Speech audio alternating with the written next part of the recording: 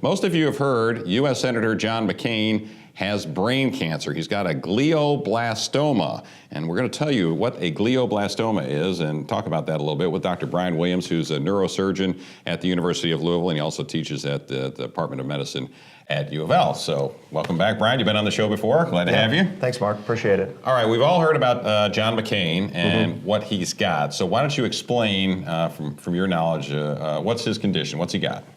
Well, glioblastoma is a primary malignant tumor of the brain, and unfortunately it's quite common, about 12,000 cases a year in the United States, and there's only about 18,000 brain tumors that are diagnosed each year, so it's extremely common. It's the most common primary brain tumor in adults, and unfortunately it's quite a aggressive malignancy, people are usually alive for about, between 14 to 18 months after their initial diagnosis of glioblastoma.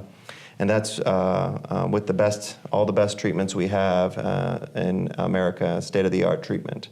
So this is a really bad cancer. It is. It's quite aggressive, and so it's an area of active investigation for new treatments and new ways of treating people with traditional treatments as well. But right now, people are still diagnosed in a very similar way as they were 50 years ago. We just have more tools to evaluate them before we do something to them.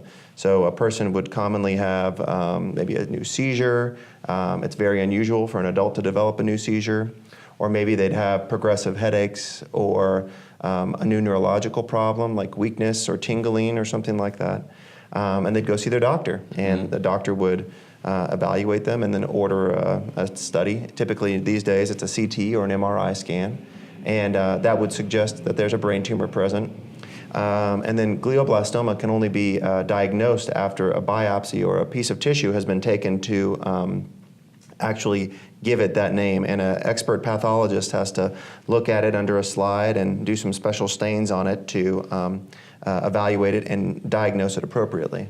And then once that happens, then we can talk about the best treatment thereafter. But that's how John McCain found out about his, right? He had something removed, and they did a biopsy on it. That's when they discovered the cancer, right? Yeah, it sounds like a very, very typical story for someone with this problem, yes. And you mentioned headaches, seizures, those kinds of things. What's typical for a person our age, for instance? Well, maybe my age. You're a lot younger than I am, sure. But I'm 57 years old. Is it an age thing that you're more likely to get it as you get older, or does it not matter? Could you get it?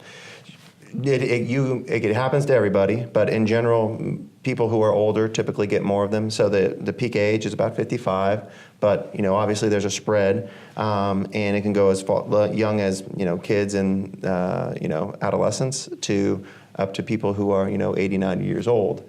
So it can affect everyone, but certainly the peak is kind of in the middle years of life, 55. So it can happen to anybody, but the symptoms in general would be similar amongst all different people. Yeah. We're talking with Dr. Brian Williams from the University of Louisville School of Medicine. We're talking about glioblastomas, which is what Senator John McCain has. And as I understand it, and we've talked about this before, these things spread quickly. It's not like one tumor that you can go in and operate on and pull it out, right? That's correct, yeah. That's unfortunately is the biggest difficulty with these tumors, unfortunately.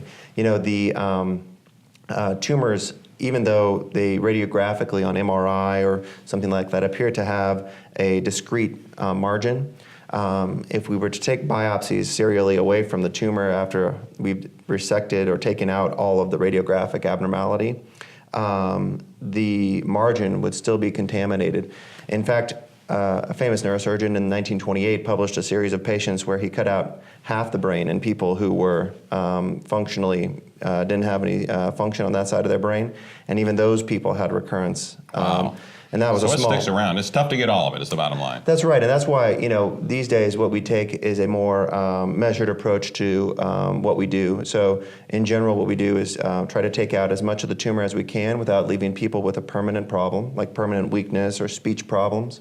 And then after that, we give them a very specific protocol of radiation and chemotherapy together, and then chemotherapy and a device called tumor treating fields afterwards. It's a special helmet people wear to help prevent the tumor from growing. Now, you said normally, once it's first discovered, it's what, 15 to 18 months? Something like that, the person yeah. could live. What is the survival rate? Well, that can vary as well. It varies with age. It varies with how healthy the person is. And so younger people and people that have a better function beforehand are living longer. There's also some very special tests that people are doing with molecular testing for tumors.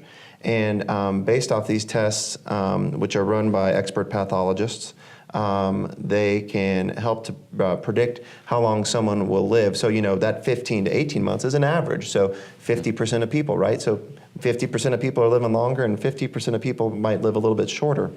And so those tests can help us to, number one, figure out how bad an actor is this glioblastoma going to be amongst all of them. And then number two, how well is it going to respond to chemotherapy treatment? But the realistic outcome is going to be that these people are going to die probably fairly soon, and most are not going to live beyond, what, 2-3 years? Is that are there people that live 10 years with a glioblastoma?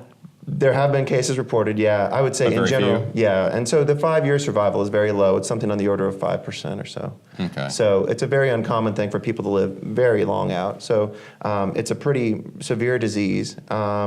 And there's about 12,000 deaths each year from this disease and about 12,000 cases diagnosed. It's just, people down the line are dying. Is it getting any worse because as we get older, more people are getting glioblastomas? In other words, were there 5,000 cases 10 years ago and now it's 12? We haven't noted an escalation over the past 10 to 15 years, no. There's a group that monitors all malignancies in the United States, and they haven't noticed an increase in that. But we also haven't noticed a very marked improvement in many years in what we're doing. So the tumor treating fields, the helmet, was the last big sort of advance that we've had in this field.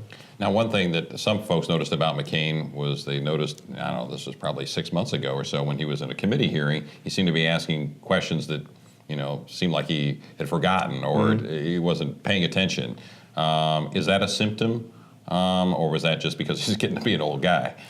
It's tough to tell, but it could be, memory loss and things like that could definitely be a symptom, especially in someone who perhaps was very sharp beforehand. Obviously, memory problems can be with aging, with other very common diseases like Alzheimer's disease is much more common than this, but it could be. So, I think when looking back on it, you would say, oh, well, maybe there was something a little off there, but probably not at the time, right? Last question, what's the research show in terms of this kind of brain cancer and glioblastomas?